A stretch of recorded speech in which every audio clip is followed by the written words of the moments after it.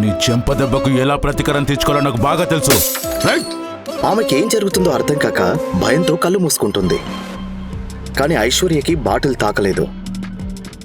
ఇంతలో ఒక చెయ్యి వచ్చి ఆ బాటిల్ ఉన్న చెయ్యిని పట్టుకుంది.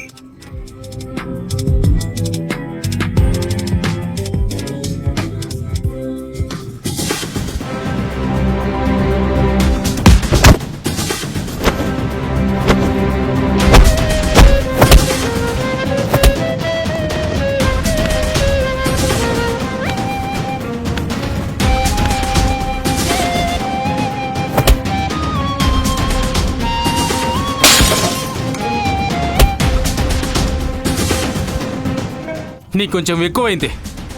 ఎంత ధైర్యం ఉంటే నా భార్యతో ఇలా బిహేవ్ చేస్తావు? తనకి క్షమాపణ చెప్పి మర్యాదగా ఇక్కడి నుంచి వెళ్ళిపో. నా మీద చెయ్యి వేసి పెద్ద తప్పు చేశావు. నా మీద చెయ్యేస్తే ఏమవుతుందో నీకిప్పుడు చూపిస్తాను.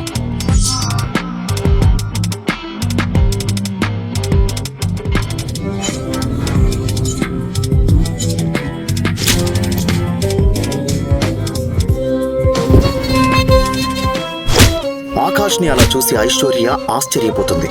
తన కళ్ళను తానే నమ్మలేకపోతుంది. ప్రేమ్ మల్హోత్రా, రాజ్ బేడి జరిగింది విని అక్కడికి పరిగెత్తుకుంటూ వచ్చారు.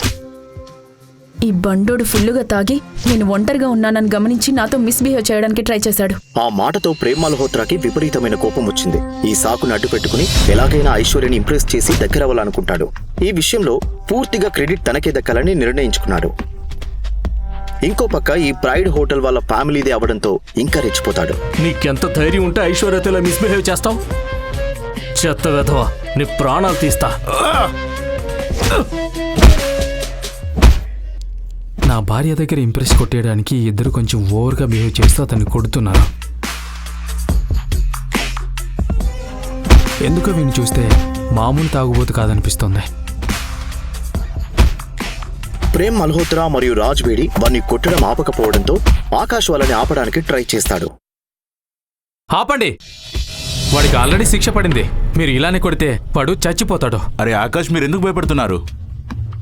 ఈ బండోడి గురించి ఎక్కువగా ఆలోచించి కంగారు పడకండి. ఈ హోటల్ ఓనర్ నేను. దీన్ని ఎలా సాల్వ్ చేయాలో నాకు బాగా తెలుసు. ఈ ఆకాష్ బిగ్గారిగాడే కాదు, నెంబర్ 1 పిరికోడు కూడా. ఐశ్వర్యకి ఆకాష్ పై కోపం వస్తుంది. ఐశ్వర్య ప్రేమ్ మల్హోత్రా మరియు రాజ్ బేడి వైపు చూస్తూ ఇలా అంటుంది. అతన్ని వదిలేయండి, ప్రాణాలు పోయేలా ఉన్నాయి.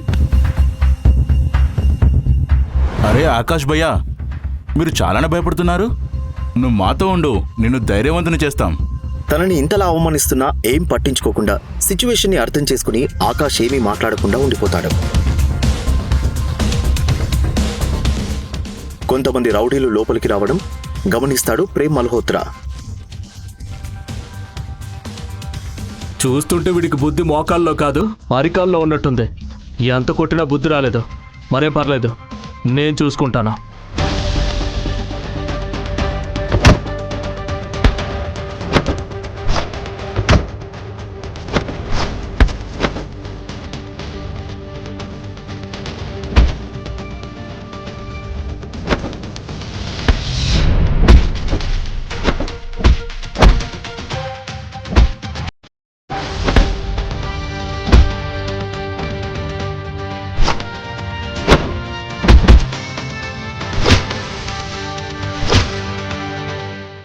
ప్రేమ్ మల్హోత్రా సాధారణ ఫైటర్ కాదు.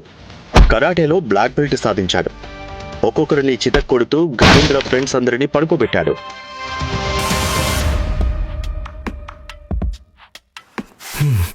మీరందరూ రౌడీలని చెప్పుకోవడానికి సిగ్గులేదా? వావ్, నువ్వు చిరుతపులి బ్రో. మీరు చాలా బాగా ఫైట్ చేశారు.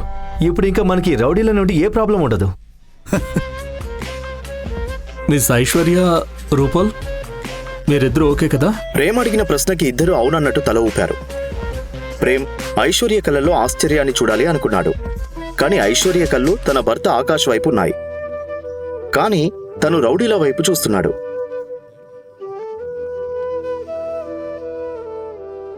ప్రేమ్ మల్హోత్రాకు మరింత మండిపోయింది.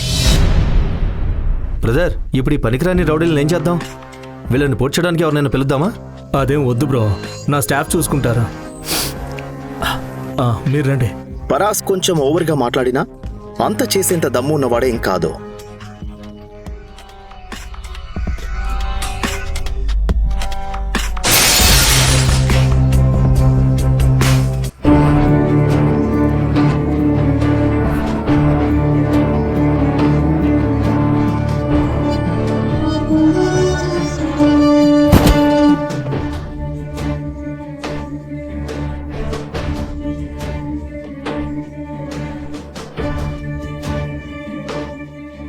అచ్చా, మీరంతా ధైర్యవంతులు అనుకుంటున్నారా?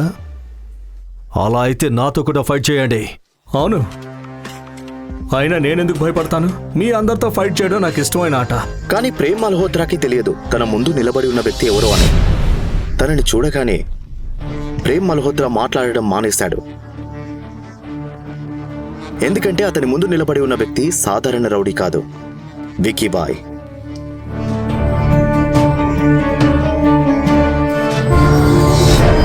వారందరి కళ్ళల్లో ఒక రకమైన మెరుపు కనిపించింది. విక్కీబాయ్ని చూసి ప్రేమ్తో పాటు అక్కడున్న వాళ్ళందరి కళ్ళల్లో భయం కనిపించింది. వాళ్ళు ముగ్గురు ధనవంతుల ఫ్యామిలీస్ విక్కీబాయ్కి భయపడి నెల నెల మామూలు పంపిస్తారు. ఈ రోజు అదే విక్కీబాయ్తో శత్రుత్వం పెట్టుకున్నారు. ఇప్పుడు నాతో సవాల్ చేసింది ఎవరు? బ్రదర్, మేము సరదాగా మాట్లాడడం మీరు మా ముందున్నారని నాకు తెలీదు. దయచేసి మమ్మల్ని క్షమించండి. ఓ, మీరు జోక్ చేశారా? పర్వాలేదు, అలానే జోక్ చేద్దాం. అయితే ఇప్పుడు నేను మీతో జోక్ చేస్తాను. దీని గురించి మనం మాట్లాడుకుని పరిష్కరించుకుందాం బాయ్.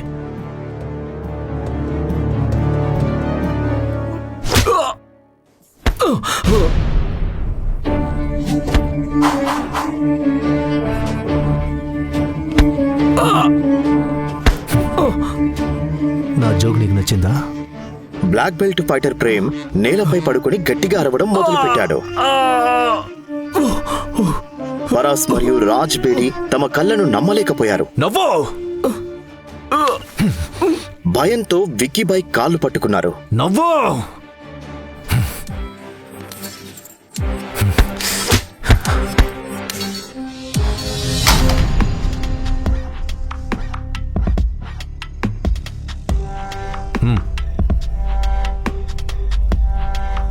తీసుకో.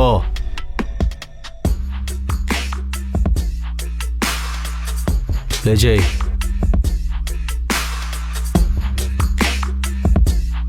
కానివ్వండి.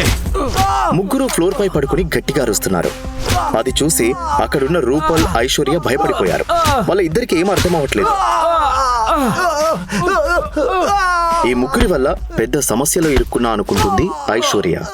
మరోవైపు విక్కీబాయ్ ఈ తమాషా చూసి చాలా ఎంజాయ్ చేస్తున్నాడు. నేను అనుకున్నా ఈ బండు మామూలు తాగుబోతు కాదని, కానీ వీడి వెనక విక్కీబాయ్ ఉంటాడని నేను అస్సలు ఊహించలేదు. వాడు ఐశ్వర్యతో మిస్బిహేవ్ చేయకుండా ఉండుంటే నేను అస్సలు జోక్యం చేసుకునేవాడిని కాదు. విక్కీబాయ్ ఈ ముగ్గురిపై దృష్టి పెట్టలేదు. వాళ్ళ ముగ్గురిని వేస్ట్ ఫెలోస్ లా చూస్తూ, ఒక్క నిమిషం వినండి. వీడి చేతులు కాళ్ళు విరిచేయండి. ఇంకా వీడు తన నాలుకను అదుపులో పెట్టుకోకపోతే వీడి మెడ కూడా విరిచేయండి. విరిచేసి నా తరపున వీడి బాబుకి 2 కోట్ల రూపాయలు పంపండి.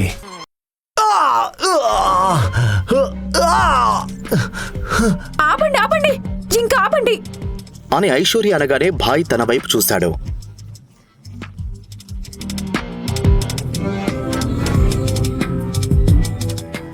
ఆకాష్ రైజాదా? అతని కళ్ళు ఆశ్చర్యంతో నిండిపోయాయి. తన కళ్ళను నమ్మలేకపోయాడు. ఇక్కడి నుంచి వెళ్ళిపోండి. విక్కీబాయ్ అలా అనడం చూసి అందరూ ఆశ్చర్యపోయారు. విక్కీబాయ్కి ఆకాష్ ముందే తెలుసా? నిజంగా ఆకాష్ కోట్లకి అధిపత?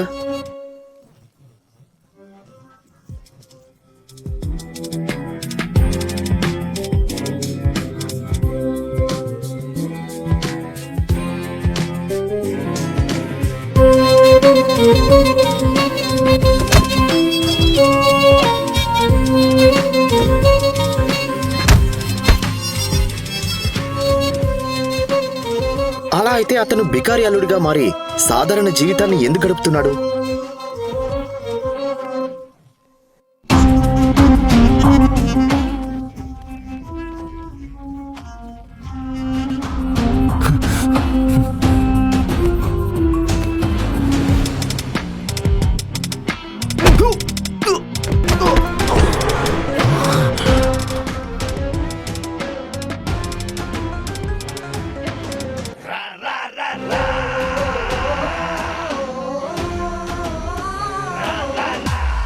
ఈ ప్రశ్నలకు సమాధానాలు తెలుసుకోవాలంటే నెక్స్ట్ ఎపిసోడ్ వినాల్సిందే. క్రింద ఇచ్చిన లింక్ ని క్లిక్ చేసి పాకెట్ ఎఫ్ఎం యాప్ ని ఇన్స్టాల్ చేసుకోండి. Stay tune to pocket FM.